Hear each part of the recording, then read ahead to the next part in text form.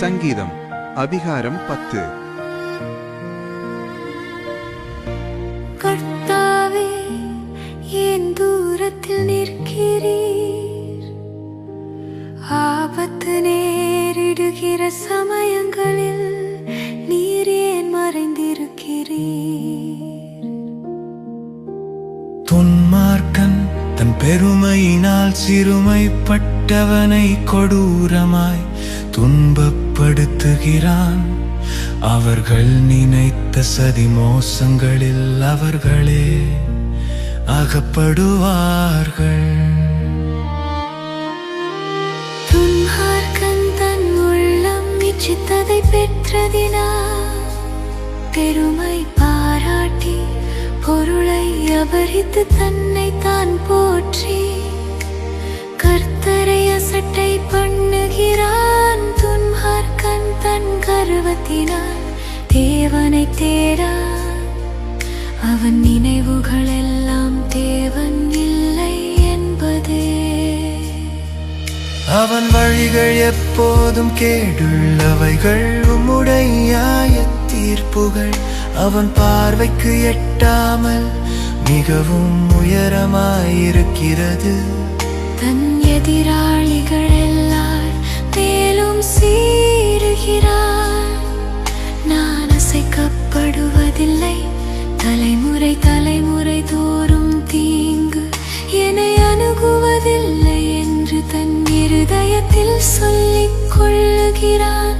அவன் வாய் சபிப்பினாலும் கபடத்தினாலும் கொடுமையினாலும் நிறைந்திருக்கிறது. அவன் நாவின் கீழ் தீவினையும் அக்கிரமமும் உண்டு. கிராமங்களின் ஒளிப்பிடங்களிலே பதிவிருந்து மறைவிடங்களிலே குற்றமற்றவனை கொல்லுகிறான். திக்கற்றவர்களை பிடிக்க அவன் கண்கள் நோக்கிக் கொண்டிருக்கிறது. தன் கெபியில் இருக்கிற சிங்கத்தை போல மறைவில் பதிவிருக்கிறான். ஏழையை பிடிக்க பதிவிருந்து ஏழையை தன் வலைக்குள் இழுத்து பிடித்துக் கொள்ளுகிறான். திக்கற்றவர்கள் தன் பலவான்கள் கையில் விரியபடி அவன் பதுங்கி கிடக்கிறான். தேவன் அதை மறந்தார் என்றும் அவர் தம்முடைய முகத்தை மறைத்து ஒரு காலம் அதை காண மாட்டார் என்றும் தன் இருதயத்திலே சொல்லிக் கொள்ளுகிறான்.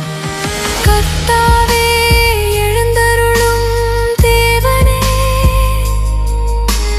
உம்முடைய கையை உயர்த்தும் ஏழைகளை மறவாதேயும். துன்மார்க்கன் தேவனை அசட்டை பண்ணி நீர் கேட்டு விசாரிப்பதில்லை என்று தன் இருதயத்தில் சொல்லிக் கொள்வானே. அதை பார்த்திருக்கிறீரே, உபத்திரவத்தையும் குரோதத்தையும் கவனித்திருக்கிறீரே.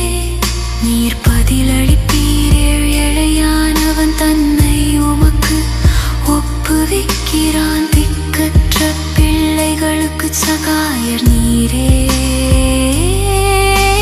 துன்மார்க்கனும் பொல்லாதவனுமாயிருக்கிறவனுடைய புயத்தை முறித்துவிடும். அவனுடைய ஆகாமியம் காணாமற் போகுமட்டும் அதை தேடி விசாரியும். கர்த்தர் சதா காலங்களுக்கும் ராஜாவாயிருக்கிறார். புறஜாதியார் அவருடைய தேசத்திலிருந்து அழிந்து போவார்கள். கர்த்தாவே, சிறுமைப்பட்டவர்களுடைய வேண்டுதலை கேட்டிருக்கிறீர். அவர்கள் இருதயத்தை ஸ்திரப்படுத்துவீர். மன்னான மனுஷனினி பலவந்தஞ்செய்ய தொடராத படிக்கு தேவரீர்த்திக்கற்ற பிள்ளைகளுக்கும் ஒடுக்கப்பட்டவர்களுக்கும் நீதி செய்ய உம்முடைய செவிகளை சாய்த்து கேட்டருளுவீர். அன்பான விசுவாசிகளே, இந்த சேனல் உங்களுக்கு ஆசீர்வாதமாக இருந்தால் சப்ஸ்கிரைப் செய்து, லைக் செய்து, பகிர்ந்து ஆதரியுங்கள். இந்த ஊழியத்தை வளர செய்கிற உங்கள் குடும்பத்தை கர்த்தர் மிகுதியாக ஆசீர்வதிப்பாராக. ஆமேன்.